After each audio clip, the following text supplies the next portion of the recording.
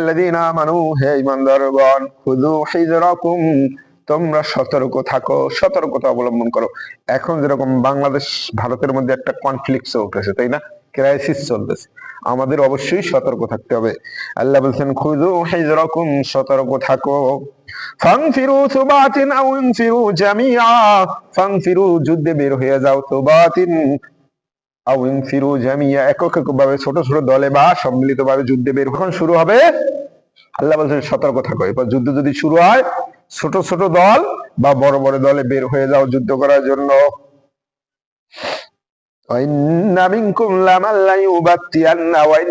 নিশ্চয়ই তোমাদের মধ্যে একটা দল থাকবে, যারা যাবে না, যারা পিছনে পড়ে থাকবে। আল্লাহ যুদ্ধের আয়াত নাজিল করার আগেই বলে দিচ্ছেন যে একটা পার্টি কিন্তু তোমাদের মধ্যে থাকবে, যারা সবসময় পিছনে থাকবে, যুদ্ধে যাবে না।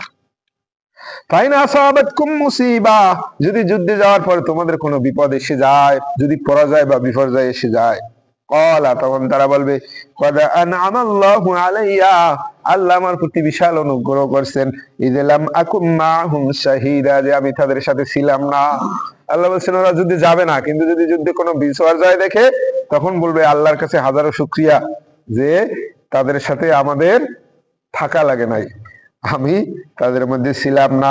ওয়ালাইন আসাবাকুম ফাদলুম মিনাল্লাহ, আল্লাহ বলেন ওয়ালাইন আসাবাকুম, আর যদি কোনো আসে ফাদলুম মিনাল্লাহ, আল্লাহর পক্ষ থেকে যদি কোনো অনুগ্রহ আসে, বিজয় আসে, লায়াকুলুন্না, তখন তারা বলবে কাল্লাম তাকুম বাইনাকুম বাইনাহুম মাওয়াদ্দা, এমন ভাবে ভাব দেখাবে যে আগে কোনো তোমাদের সাথে তাদের সম্পর্কই ছিল না, মনে হয় যেন এখন নতুন আসছে। তখন তারা বলবে ইয়া লাইতানি, হায় আফসোস, কুনতু মাহুম, যদি তাদের সাথে থাকতাম, ফাফুজা ফাওজান আযীমা, এই মহা সাফল্য আমরাও পাইতাম। আল্লাহ বলেন বিপদ আসলে বলবে আল্লাহ অনুগ্রহ, আল্লাহ বিশাল নিয়ামত আমার উপরে দিচ্ছে যে তাদের সাথে ছিলাম না। আর যদি কোনো আল্লাহর পক্ষ থেকে বিজয় আসে, ভালো সুসংবাদ আসে, তখন এমন এমন আফসোস করবে যে হাই রে, যদি আমি থাকতাম এর মধ্যে, তাহলে আমি এটা সাফল্য পাইতাম। আল্লাহ বলছেন এমন করবে যে মনে হচ্ছে আগে তোমাদের সাথে কোনো সম্পর্কই ছিল না, তাই না? এমন করবে যে নতুন আসছে মনে হয়, সম্পর্ক থাকলে সে এই আফসোস করার কি, সে তো যাওয়ারই কথা ছিল। আল্লাহ বলছেন একটা পার্টি থাকবে যারা যাবে না।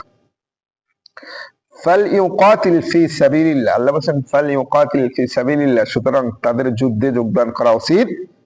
আল্লাযীনা ইয়াশরুনাল হায়াতাদ দুনিয়া বিল আখিরাহ, যারা দুনিয়ার জিন্দেগির বিনিময়ে পরকাল ক্রয় করতে চায়, তাদের অবশ্যই যুদ্ধে যোগ দেওয়া উচিত।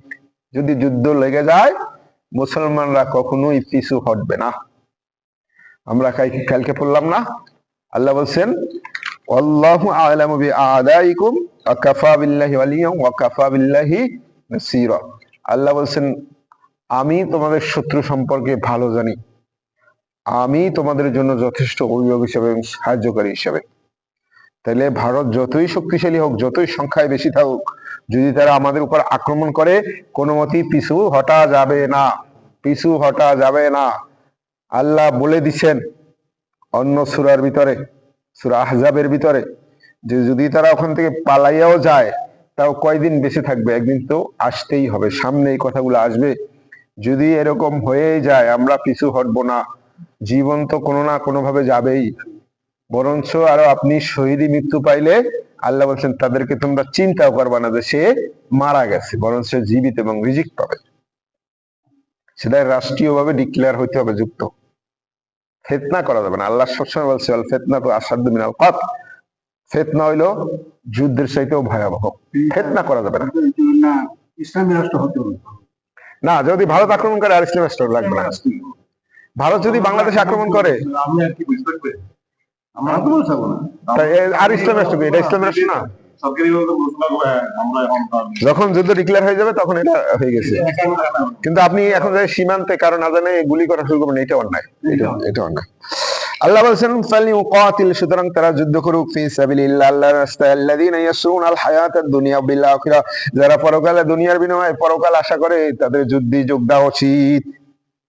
আল্লাহ বলছেন আমাইউকাতিল ফি সাবিলিল্লাহ, যারা আল্লাহর রাস্তায় যুদ্ধে যোগদান করবে, ফায়ুকতাল, সে ওখানে মারা যাক, আও ইয়াগুলিব, বা বিজয়ী হোক, ফাসাউফা নুতিহি আজরান আযীমা, আমি আল্লাহ তাদেরকে বিশাল পুরস্কার দান করব, আমি আল্লাহ তাদেরকে বিশাল পুরস্কার দান করব। ওমা আলাইকুম লা তুকাতিলুনা ফি সাবিলিল্লাহ, আল্লাহ বলেন ওমা আলাইকুম, তোমাদের কি হয়েছে, লা তুকাতিলুনা ফি সাবিলিল্লাহ, তোমরা আল্লাহর রাস্তায় যুদ্ধ করতেছো না। ওয়াল মুস্তাদাফিনা মিনার রিজাল, সেই সমস্ত পুরুষ, দুর্বল পুরুষদের জন্য, ওয়ান নিসা, নারীদের জন্য, ওয়াল বিলদান, এবং ছোট ছোট বাচ্চাদের জন্য, আল্লাযীনা ইয়াকুলুনা, যারা বলে রব্বানা হে রব আখরিজনা, আমাদের বের করে দাও, মিন হাযিহিল ক্বরিয়া, এই সম্প্রদায় থেকে বের করে নাও, যালিমি আহলুহা, যার অধিবাসীরা জালেম, যার শাসকরা জালেম, যেরকম ইসরায়েল এখন ফিলিস্তিনে করতেছে। ভারতে মুসলিমরা কত বিপদে আছে, যেখানে মুসলিম কোন নিদর্শন আছে ওটার নিচে একটা মন্দির তারা খুঁজতে বের করতেছে, যেখানে একটা মুসলিম স্থাপনা আছে ওইটার নিচেই তাদের মন্দির বের করতেছে। আল্লাহ বলছেন তোমাদের কি হয়েছে, তাদের বিরুদ্ধে তোমরা যুদ্ধ করতেছো না। ওয়াজআলনা মিন লাদুনকা ওয়ালিয়া, আর তারা বলে হে আল্লাহ তোমার পক্ষ থেকে একজন বন্ধু আমাদের জন্য পাঠাও, অভিভাবক পাঠাও। ওয়াজআলনা মিন লাদুনকা নাসীরা, এবং আল্লাহ তোমার পক্ষ থেকে আমাদের জন্য সাহায্যকারী পাঠাও। এবার আল্লাহ চূড়ান্ত কথা বলে দিচ্ছেন, আল্লাযীনা আমানু, যারা ঈমানদার, ইউকাতিলুনা ফি সাবিলিল্লাহ, তারা যুদ্ধ করে আল্লাহর রাস্তায়, যারা ঈমানদার তারা আল্লাহর পক্ষে যুদ্ধ করে।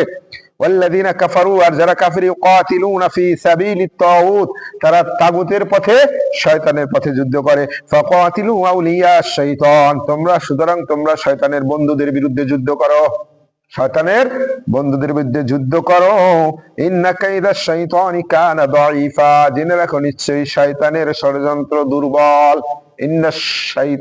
ইন্না কাইদাশ শাইতান, নিশ্চয়ই শয়তানের যত কৌশল আছে, কানা দাঈফা, এটা হলো দুর্বল।